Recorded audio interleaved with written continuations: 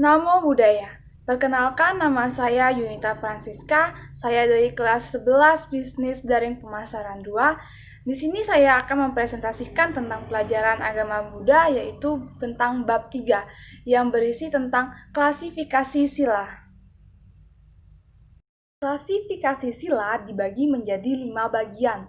Yang pertama, sila berdasarkan jenisnya. Yang kedua, sila berdasarkan jumlah latihannya. Yang ketiga, sila berdasarkan kualitas tujuannya. Yang keempat, sila berdasarkan orang yang mempraktekkannya. Dan yang kelima adalah sila berdasarkan cara mempraktekkannya.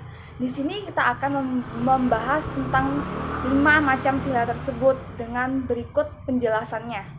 Yang pertama adalah sila berdasarkan jenisnya. Sila berdasarkan jenisnya dibagi menjadi 2 bagian, yaitu Pakati sila dan Panati sila. 1. Pakati sila merupakan aturan atau disiplin moral yang alamiah, yang tidak dibuat oleh manusia, yang berlaku secara universal. Dalam Pancasila merupakan panduan dalam norma-norma perilaku baik dalam kehidupan. Contohnya adalah Utu Niyama, Bija Niyama, Kama Niyama, Dhamma Niyama, dan Cita Niyama.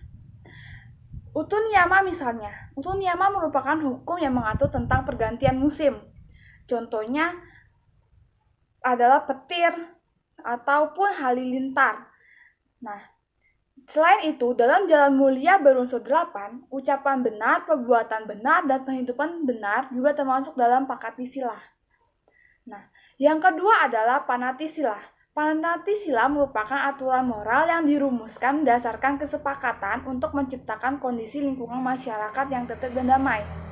Dalam Panati sila ini merupakan sila yang dibuat oleh manusia yang bertujuan untuk mencapai kesepakatan dan untuk bertujuan mendamaikan suatu lingkungan. Nah, contohnya adalah undang-undang, tata tertib pemerintah, tata tertib negara, dan peraturan biksu. Nah, contohnya saja adalah tata tertib sekolah. Tata tertib sekolah merupakan Panati sila karena kita dituntut untuk menggunakan pakaian yang lengkap, tidak membolos sekolah, dan lain-lain. Itu merupakan contoh dari Panati sila. Nah, yang kedua adalah sila yang berdasarkan jumlah latihannya. Sila berdasarkan jumlah latihannya ini dibagi menjadi 4, yaitu Pancasila, Atthasila, Dasasila, dan Patimokkasila. Nah, kita akan membahas yang pertama, yaitu Pancasila. Pancasila merupakan aturan moral dan disiplin moral yang seharusnya dilaksanakan oleh semua orang, bukan hanya oleh umat Buddha saja. Jika semua orang dapat melaksanakan sila tersebut dengan baik, dapat dipastikan mereka akan mencapai kehidupan yang bahagia dan damai.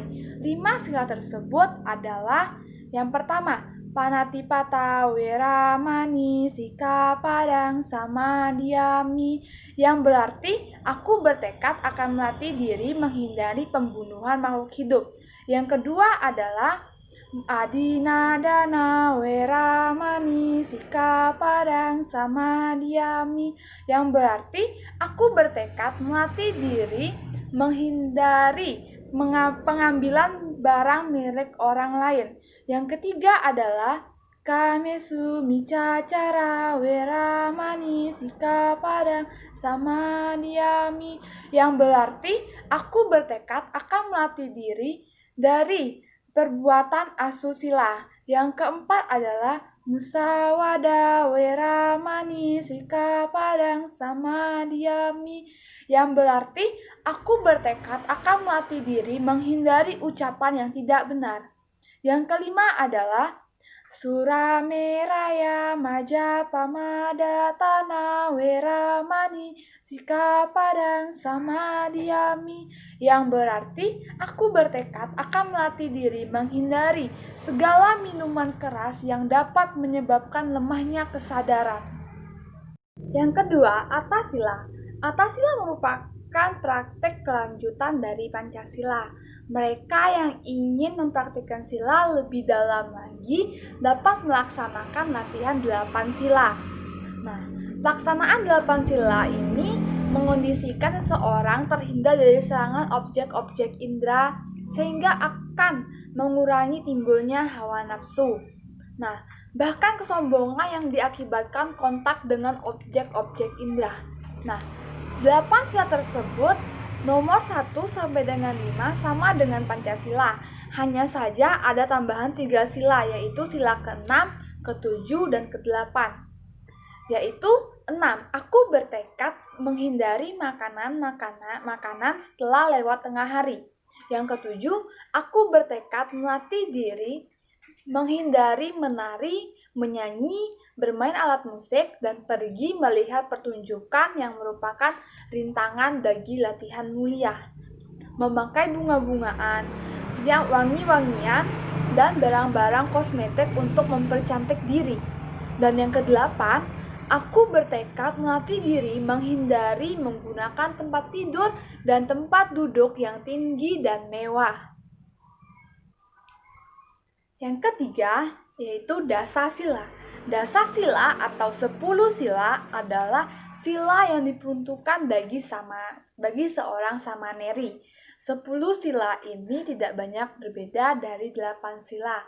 Karena 9 sila pertamanya sama dengan sila yang terdapat pada 8 sila. Hanya saja ada perbedaan di sila ke-10, yaitu aku bertekad melatih diri menghindari menerima emas dan perak atau uang. Seorang samanera adalah orang yang meninggalkan kehidupan berumah tangga tetapi belum dihabiskan secara penuh, seperti seorang biku. Untuk menjadi samanera, seseorang perlu dihabiskan oleh seseorang biku sebagai wakil dari sangha. Yang keempat adalah Patimokkha-sila. Patimokkha-sila adalah Patimokkha Bhikkhu berjumlah 227 peraturan untuk Bhikkhu Theravada atau 350 peraturan untuk Biksu Mahayana.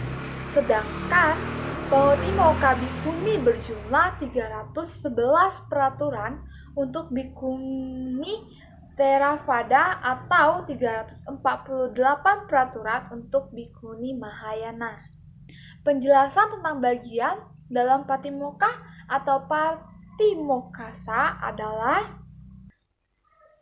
yang pertama, parajika. Bagian ini merupakan peraturan keras bagi para bhikkhu dan bhikkhuni. Apabila peraturan ini dilanggar, dapat menyebabkan secara otomatis gugur kebhikkhuannya. Dan kedua, sangha disesa atau sangha wasesa, yang berarti pelanggaran terdapat peraturan ini harus diselesaikan melalui rapat sangha yang terdiri dari sekurang-kurangnya 20 bhikkhu. Dan ketiga, anifah. Bagian ini terdiri dari disiplin yang berkenaan dengan pelanggaran yang tidak jelas. Dan yang keempat, nisagiyapacittiya atau naisargikaparawahcittika, yang merupakan bagian ini terdiri dari disiplin yang mengatasi keserakahan terhadap materi. 5. Pacittiya atau prawasicittika merupakan pelanggaran terhadap disiplin ini yang bisa menyebabkan kemerosotan sila. Yang 6. Patidesaniya, yaitu bagian ini terdiri dari disiplin yang berkenaan dengan perilaku bhikkhu atau bhikkhuni dalam menerima dan memakan pemberian yang diberikan kepadanya. Yang ke-7, sekiwawata merupakan A. Perilaku yang baik dan sikap sewaktu memasuki kota dan desa. B. Sopan santun sewaktu menerima dan memakan makanan. C. Larangan memberikan dharma kepada orang yang sikapnya tidak menghormati dharma. Dan D. Membuang air besar, membuang air kecil, dan meludah. Dan yang terakhir itu yang ke-8, adikarana samata. Ini merupakan bagian dari peraturan yang berkenaan dengan proses untuk menyelesaikan permasalahan dalam sangha. Ketiga, sila berdasarkan orang yang mempraktekannya.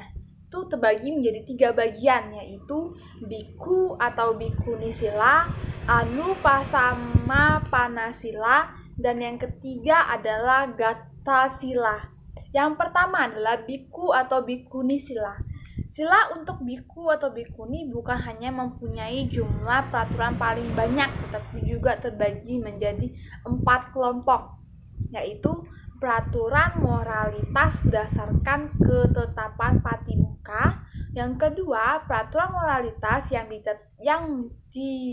yang menginstruksikan seorang biku untuk selalu menjaga keenam pintu indranya. Dan ketiga, peraturan moralitas yang mengatur seorang biku untuk mempunyai penghidupan yang benar, yang baik.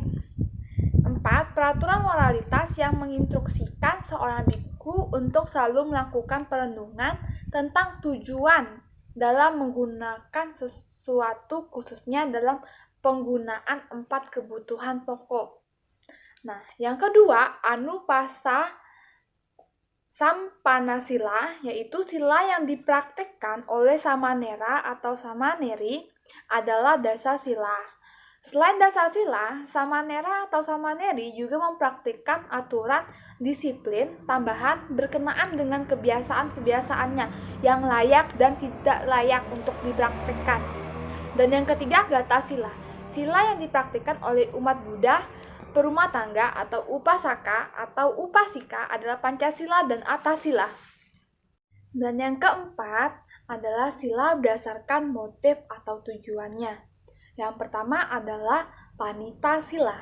Panita sila atau sifat luhur atau tinggi adalah sila yang dipraktikkan dengan tujuan pembebasan.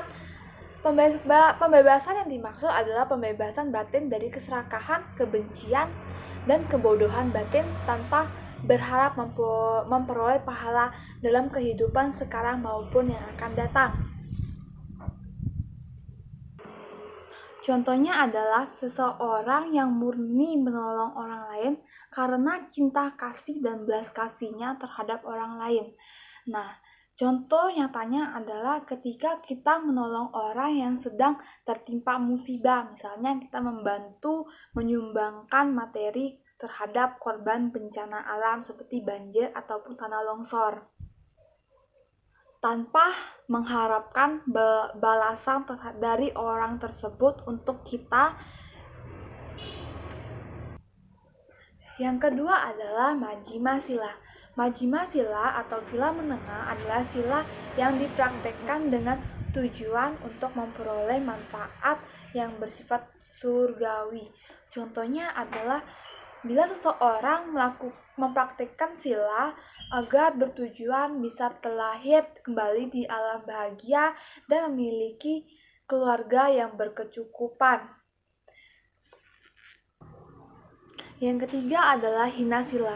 Hina sila atau sila rendah adalah sila yang dipraktikkan dengan tujuan memperoleh manfaat yang bersifat duniawi, yaitu contohnya seseorang yang melakukan sila tersebut yang bertujuan untuk mendapat simpati dari orang lain dan bisa mendapatkan nama baik agar bisa dikenal orang sebagai orang yang baik. Nah, yang kelima adalah sila berdasarkan cara mempraktekkannya. Sila ini dibagi menjadi 2 bagian, yaitu varita sila dan carita sila. Yang pertama adalah varita sila.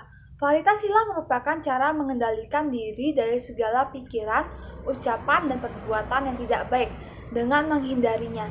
Nah, di sila ini kita dituntut untuk bisa menahan diri kita agar tidak melakukan pikiran, ucapan, dan perbuatan yang tidak baik bagi makhluk hidup yang lainnya. Pancasila, Atasila, dan Dasasila termasuk dalam kelompok varita sila. Yang kedua adalah carita sila. Carita sila merupakan cara mengendalikan diri dari segala pikiran, ucapan, dan perbuatan yang tidak baik dengan melaksanakan hal-hal yang baik. Yang dimaksud di sini adalah kita harus bisa menahan diri kita agar tidak melakukan pikiran, ucapan, dan perbuatan yang tidak baik dengan kita melakukan hal-hal yang baik. Contohnya melakukan kebajikan, yaitu dengan membantu orang lain sedang kesusahan dan membuat sesuatu dengan hal-hal yang positif. Pancadharma termasuk dalam kelompok carita sila. Nah, yang keenam adalah memahami perbedaan. Masyarakat Buddhis terdiri dari kelompok perumah tangga dan kelompok non-perumah tangga. Kelompok perumah tangga disebut upasaka atau laki-laki dan upasika perempuan. Sedangkan kelompok non-perumah tangga terdiri dari samanera atau samaneri, dan bhikkhu atau bhikkhuni. Samanera atau samaneri adalah calon bhikkhu atau bhikkhuni. Masyarakat Buddhis sebaiknya memahami bahwa terdapat perbedaan antara Vinaya bhikkhu Theravada dan biksu Mahayana. Dengan demikian, diharapkan masyarakat Buddhis mampu bersikap dan berbuat terhadap para bhikkhu maupun biksu sesuai dengan vinayanya masing-masing. Nah, yang ketujuh adalah sila berbeda bertujuan sama.